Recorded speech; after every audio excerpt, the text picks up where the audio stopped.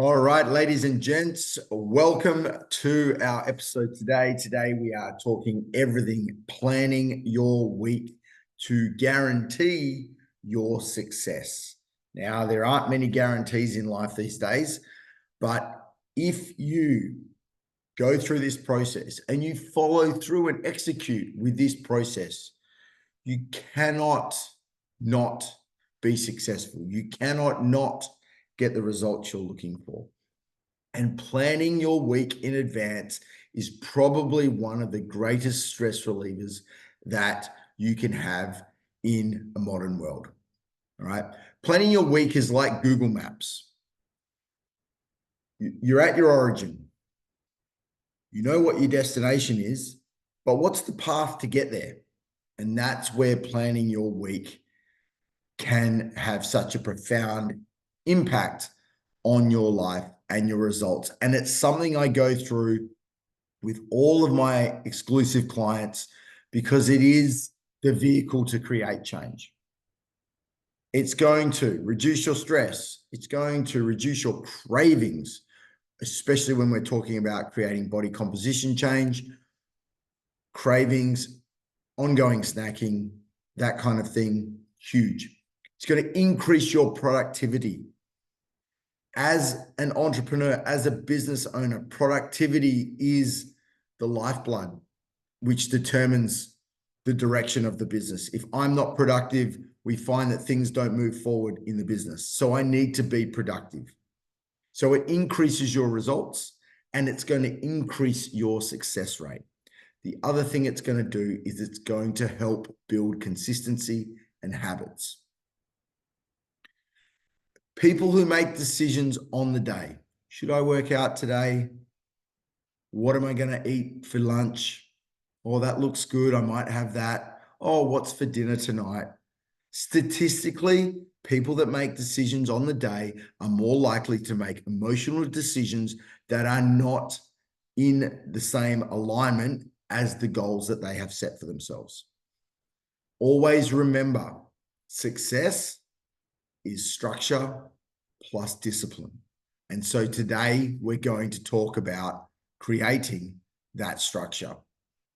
We want structured nutrition. We want structured weekly routines.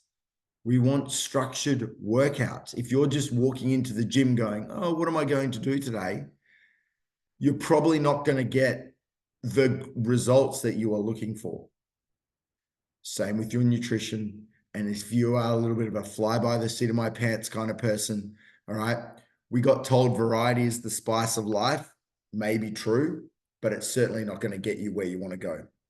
You'll often hear me say that the person that can create the most success, get the results that they are looking for, the person that can day in, day out, do the boring stuff. All right. It's what it leads to, which is exciting. All right. Like I said, it's like the Google Maps. You're going on a driving holiday. The drive is generally the boring part.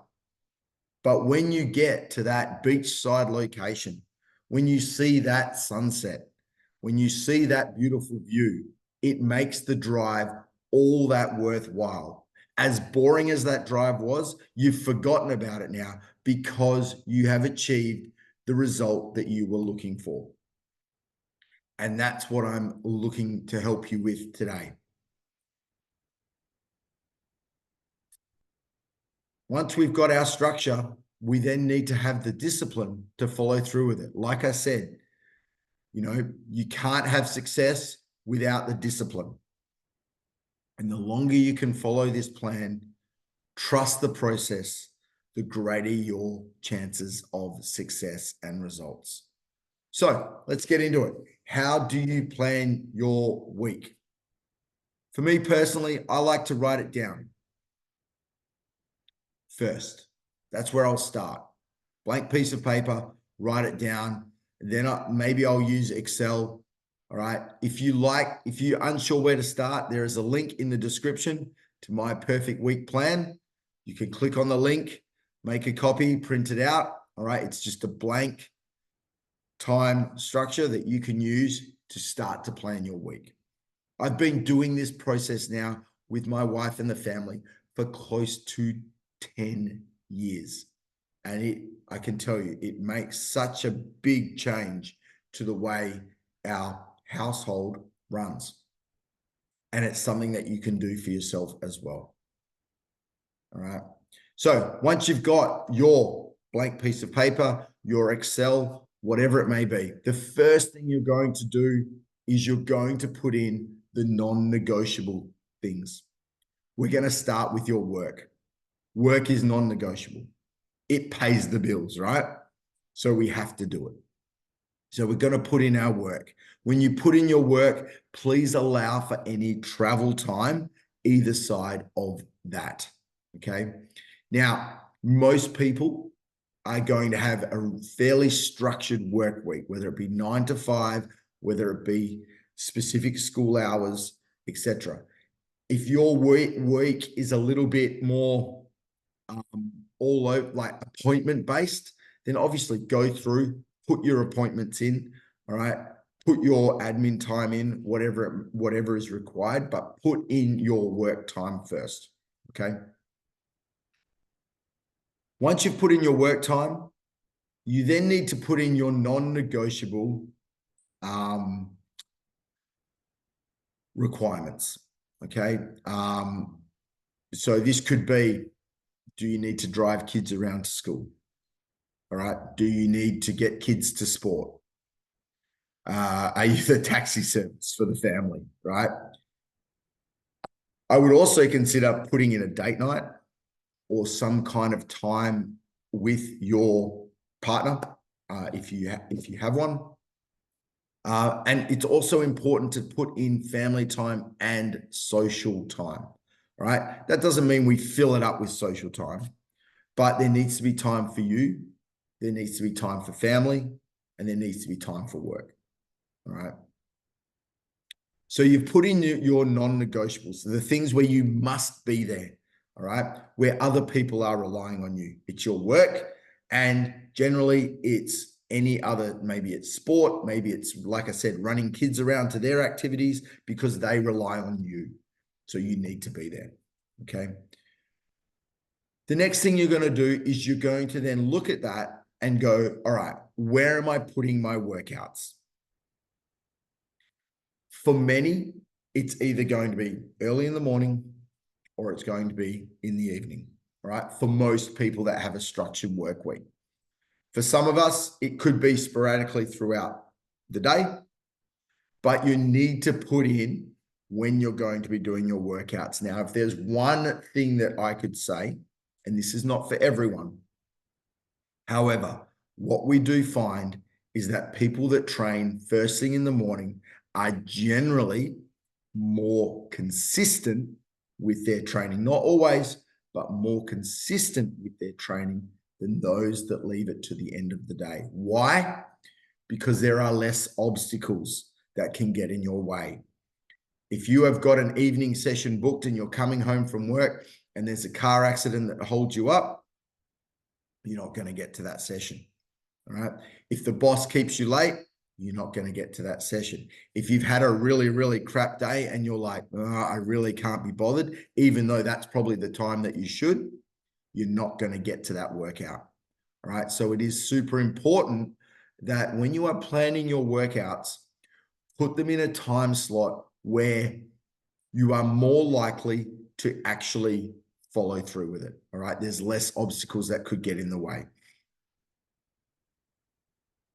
Once we've got our workouts in, all right, we need to then work out what time do we need to wake up and start our day. All right. If I'm going to the gym first thing in the morning, let's say I'm going for a 5 a.m. workout session, what time do I need to wake up to get to that session? At the end of the day, we need to put our wake up time in. What time am I starting my day? And ideally, this should be the same time each and every day. Now, let's be honest, may not be every day. There are these things called, Saturday and Sunday, and there's nothing wrong with having a lie-in every now and then. but we want to create a routine and a rhythm. Okay. And this is super important. Our bodies work on a circadian rhythm. All right. We like to be in flow. When we have too much variety, we are not in flow. Okay. And things get a lot tougher and our bodily functions suffer because of it. Okay. So we'd like to be in flow. We like to have a rhythm. So put your wake up time in. All right. What time are you getting up? What time are you starting your day? You then need to work backwards. 7 hours, because that's what time you're going to go to bed. Ideally, we're trying to build consistent sleep routine, that circadian rhythm, going to bed at the same time every night and waking up at the same time every morning, at least 5 out of 7 days, and getting that 7 hours of sleep. Now, for me personally, I'm up at 4:15 in the morning. So if I work back, I need to make sure that I'm going to bed 9 o'clock at the latest. 9 o'clock to 4:15 is going to get me my 7 hours and 15 minutes if I fall asleep at 9 o'clock. I know personally, as long as I'm in bed, going to sleep between 9 and 9:30, I'm going to be good. If it's after 10 and I've got to get up at 4:15, I know I'm probably going to suffer and I'm not going to be at my best that next day. Okay, so sleep is so important and it is often the forgotten part of actually achieving the results you want. People think that it's just working out and nutrition, and it's not. Sleep is so important because it is where your body has its time to recover. It's where the magic happens. It doesn't have to think. It doesn't have to digest food. It can purely focus on itself. And that's when the magic happens. That's when the healing happens. That's when the recovery happens. So sleep, we need to program it into our perfect week. Once we've got our sleep in, we've now got our work, our commitments, our workouts, and our sleep. Now we can start to look at things like meal times. When are we going to be eating? Now, for many of us, it's probably going to be pretty routine as well. Shift workers, obviously, a different story. But for most of us, we need to work out when we're going to be eating. Okay. And is there any prep involved? This is very, very important. If you've got an absolutely chockers day with appointments where you're running kids around to get the kids to sport, all right, you're trying to get your workout in the evening, when are you going to eat? And what are you going to eat? All right.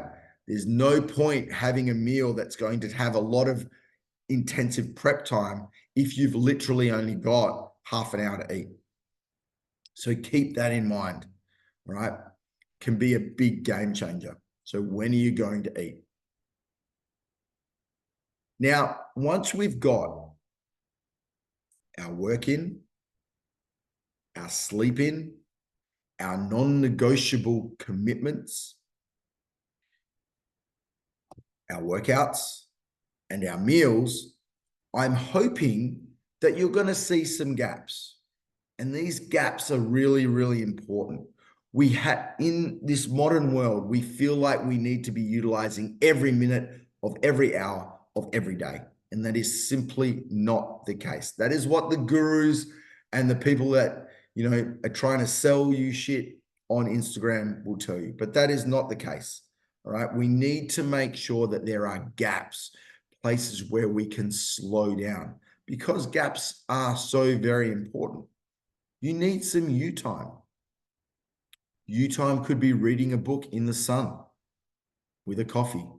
It could be on socials. It could be time to catch up with friends.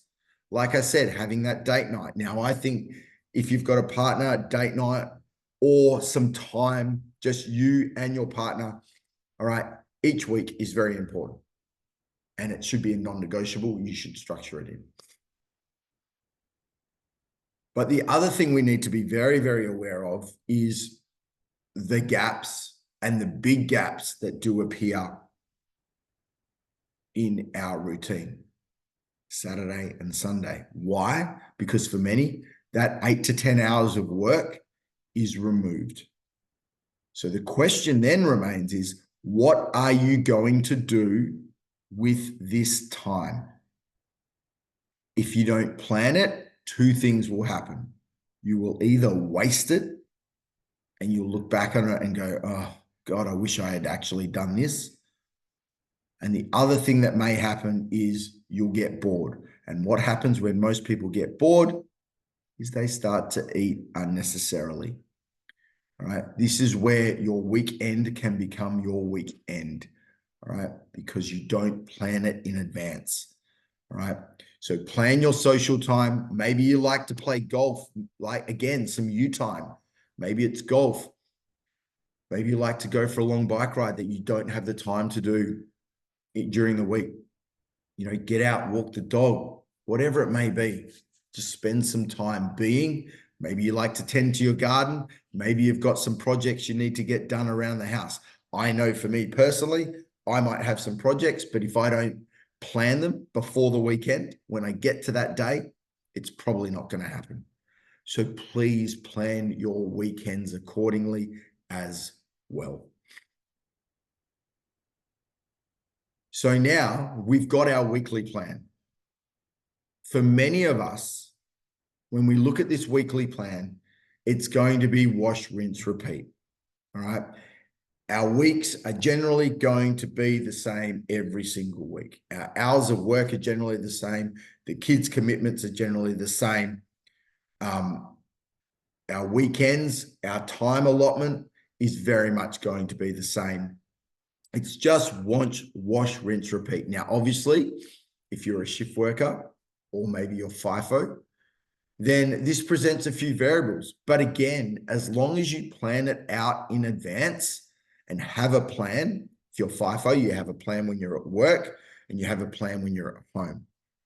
If you're a shift worker, you have a plan for your morning shifts, if you have afternoon shifts, and if you're on night shift, all right? We need to go through and do this. Planning your week in advance is a great Friday night exercise, all right, or Friday exercise. And the reason why I say to do it on Friday is because it allows you the weekend for your preparation for the week ahead. It allows you to then start to plan your meals. It allows you to then start to plan your meal prep time. It allows you to do the shopping, etc., hit the farmer's market, all of those things. And let's talk about meals for a second. Planning your meals in advance is probably going to remove one of the number one daily household stresses, especially for families. What's for dinner? We just took that away. We're going to plan our meals in advance. We know our time slots. We can start to plan our meals in advance. What you're eating, that's in a separate podcast. But you can start to plan your meals in advance, all right? If you look at my family's, especially mealtime routine, like dinner time routine, it's kind of the same. We have a steak night, we have a Mexican night, we have a chicken and salad night, we have a burger night, etc. All right. And it's pretty much wash, rinse, repeat. But it's great because I know what I need to buy at the shops and everyone knows what's for dinner. And very rarely now do we hear, oh, I don't feel like that. I don't feel like eating that today. It's more so, I don't feel like cooking that today. All right. They're the things that are removed because we've taken the emotion out of it. And I think that that's super important if you're trying to remove your stress. Once you've planned out your meals, you can then do your online shopping. All right. So now you know what you're eating when. You can plan out your shopping.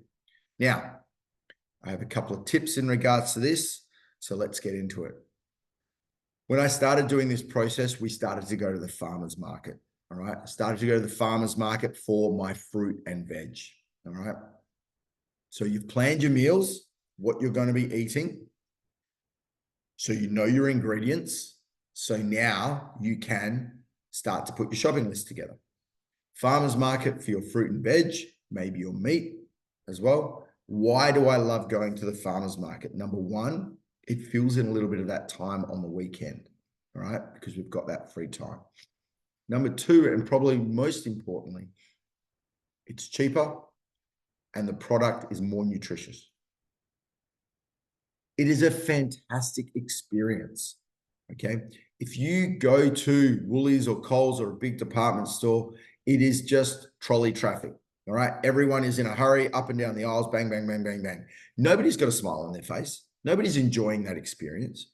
But when you go to the farmers markets, everyone is enjoying the experience, probably because they're outside, no artificial light, all right? They don't feel rushed.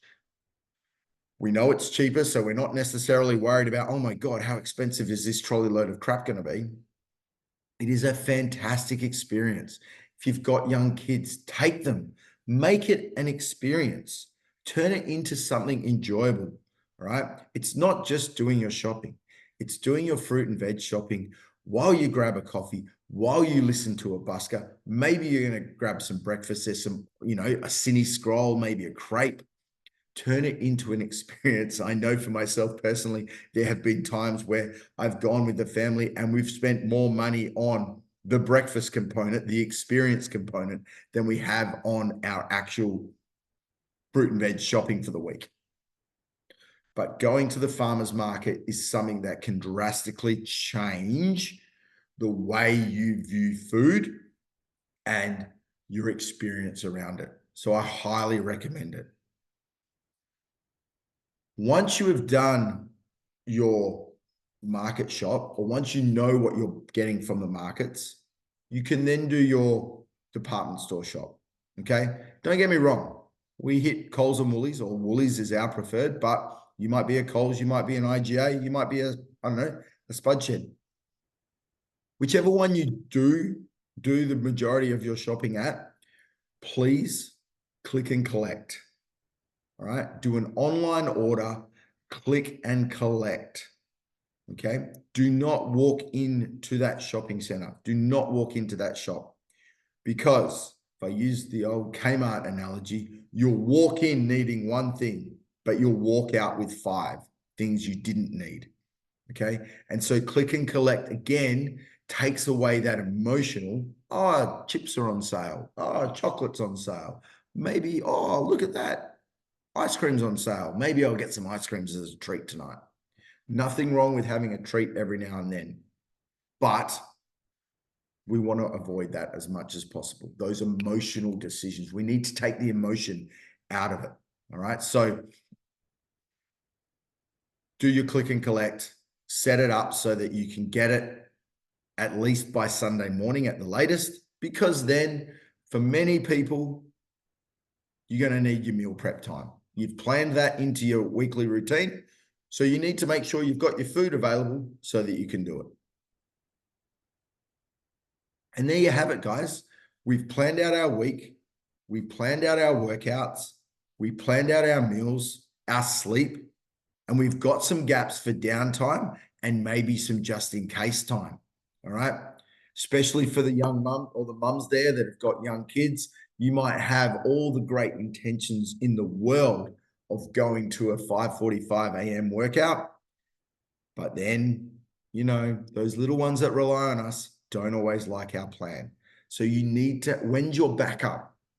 Okay. I see this all too often, is that we have a time that we've set aside.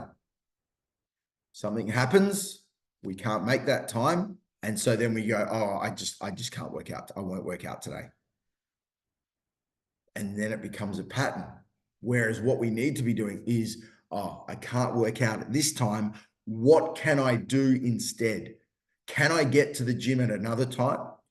Or am I going to do something else? Something else could be as simple as putting the kids in a pram and going for a walk. That's simple. All right. So that's your just in case time. Stop being busy. Busy is not something that you put a medal to hang around your neck. All right. This whole concept that, oh, I'm so busy. It's nothing to be proud of. We don't want to be busy. You need some time to do something for yourself. You don't need every single minute of every day filled up. You need to learn to downregulate.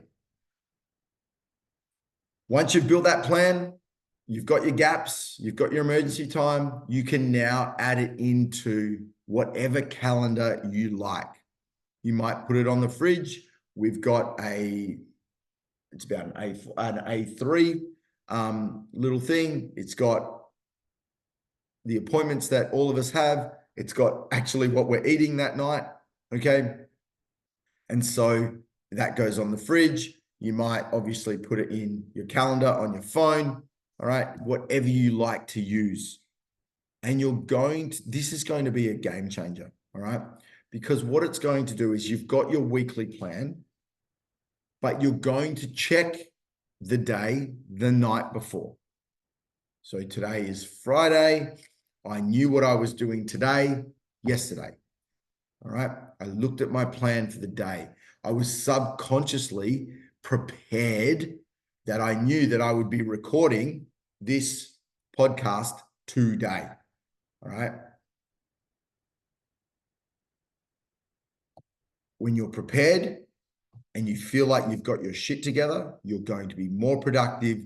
You're going to feel better about yourself. You're going to bank those wins, and those wins are super important. If you've listened to my previous podcast, the power list, all right, how important winning the day is. Well, that's what we're doing, is we're setting out a plan to win the day. But finally, please remember, you've got the plan. Now it's time to go and execute. Guys, that's it. That's the perfect week formula. All right, get out there, plan your week in advance, and go and execute, and success is only a matter of time away. Thanks for listening. Bye for now.